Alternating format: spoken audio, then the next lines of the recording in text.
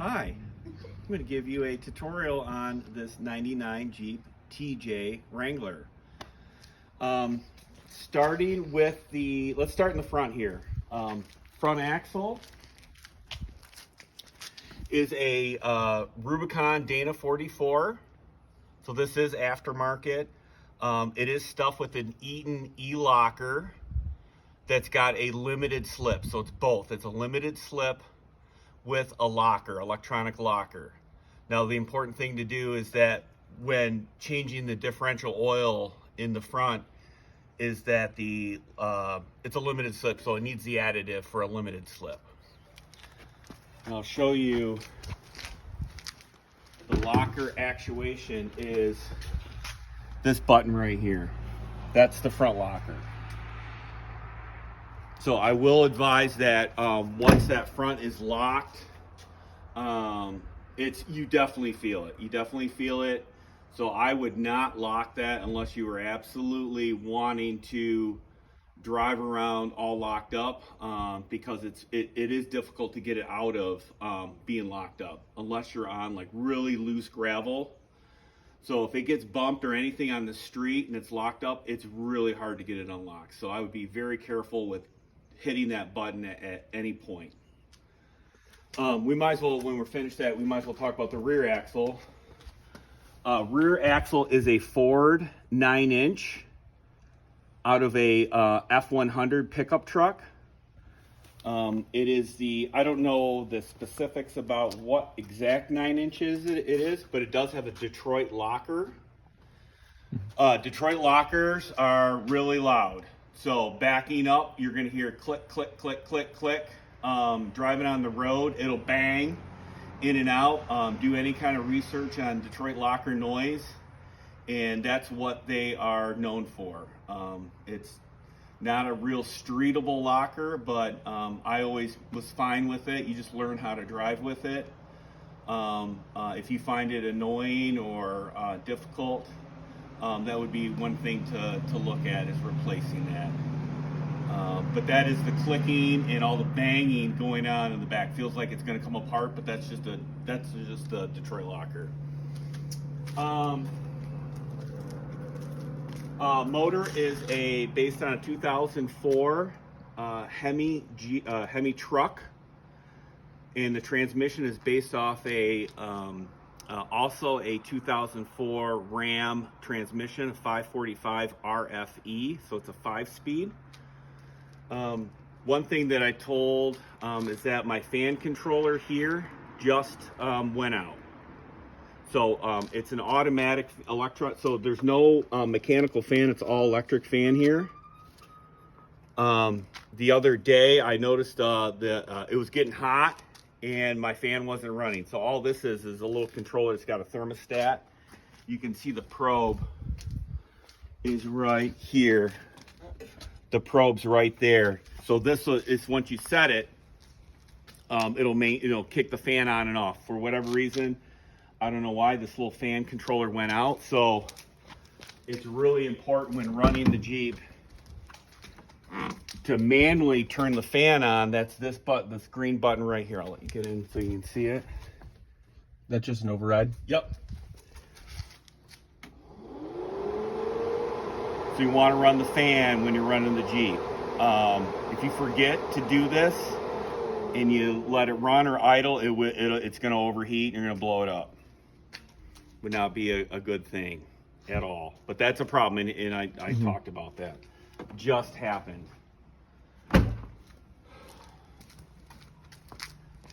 So everything's pretty normal about the Hemi, the oil filter, oil check. Everything is Hemi. Here's the filter. That's a K&N filter. I do want to say that the motor is the only modifications are a slight underdrive pulley, so it lets the accessories spin a little bit slower for a little bit more RPM, and it's got a cam in it. It's got a competition cam shaft in it. One downside of the cam is that when you lose battery and the computer completely resets, when you put power back onto everything, the computer needs to relearn that cam. So it'll act completely, it won't idle. You'll have to start up, give it throttle, and rev it, and then kind of like put it in gear, and it needs to be driven around to let it learn that different cam. And then all of a sudden, like after 10-15 minutes of driving and stopping, it'll want to idle again. Otherwise, it's just going to want to continue to stall. So there's nothing wrong with the motor or anything. It's just that if you lose the battery, the computer will need to relearn that camshaft. So that's really important. Radiator, just fill the radiator to the top. Do not overfill the overflow. Leave the overflow as is. There's enough capacity here to go back and forth. Don't overfill this. It'll spit it out. Everything else is pretty stock. It runs a Jeep computer that's been reflashed for the Hemi. So it's kind of an OEM thing. This is all OEM, fuse block for everything. Moving, so we talked about the front, Fox shocks with the They're a coilover. Coilover with the remote reservoirs. These like 200 psi of nitrogen. Same thing with the bump stops here. You can see the Schrader valve on top. Though that's a maintenance item. Every few years you need to check pressure. Make sure those are at 200 psi of nitrogen. I just did it about a year ago when I serviced the shocks. Let's go around here.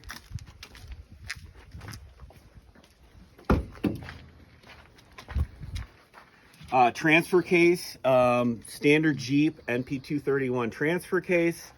The only thing different on this guy is that it's cable shifted instead of the bracket and links of a stock Jeep.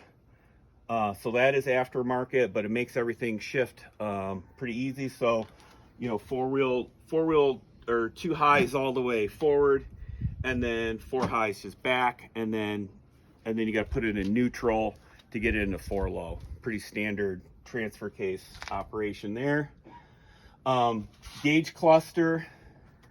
The engine light is on right now because of the transmission issue. Oh, talk about the transmission. So, transmission has a override, an overdrive shutoff switch like the older trucks do.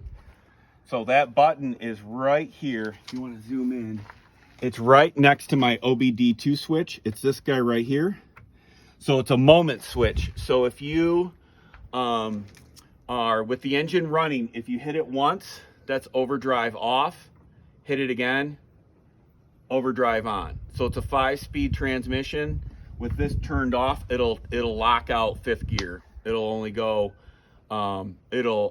just use a lower set of gears, just like the truck did for towing. Basically your overdrive off or towing button. For whatever reason, the transmission will throws a code and it'll go into limp mode after about 20 or 30 minutes of driving. Turn the key off, turn it back on. It'll usually go out of the limp mode, but it'll need actually to fully kind of cool off. But for whatever reason, when you go, if you drive it with the OD off, it never goes into limp mode. So I was thinking it was either, from what I heard, it was a speed sensor or a solenoid pack that was throwing the codes. But most of my driving around here, I never had it trip otherwise, unless I was going a long distance, and then it would throw the code and go into limp mode. Limp mode's very noticeable. You'll feel it. All of a sudden the engine will, or the whole chassis will kind of just like, and limp mode only keeps it in 2nd and 3rd gear. So all of a sudden you'll be at a stoplight and it'll feel like it's taken off in 2nd gear. And then it'll throw code. So that's the only code that's going on with the engine light right now. And I can clear that today. You clear that with just an OBD2 meter? Yep. So that's the only thing thrown there. The only other light on the dash right now is for the airbags, and that's because with the aftermarket seats, It can't tell that there is someone sitting in it. So there's just a light there. I never messed with it or felt like there's a need for it. Radio is now upgraded to double DIN Bluetooth radio with Apple Play. The cord for the Apple Play is right here. So you can plug your phone in. You got your Apple Play, everything, got Bluetooth, and all of that good jazz. So that's kind of all the special buttons inside here.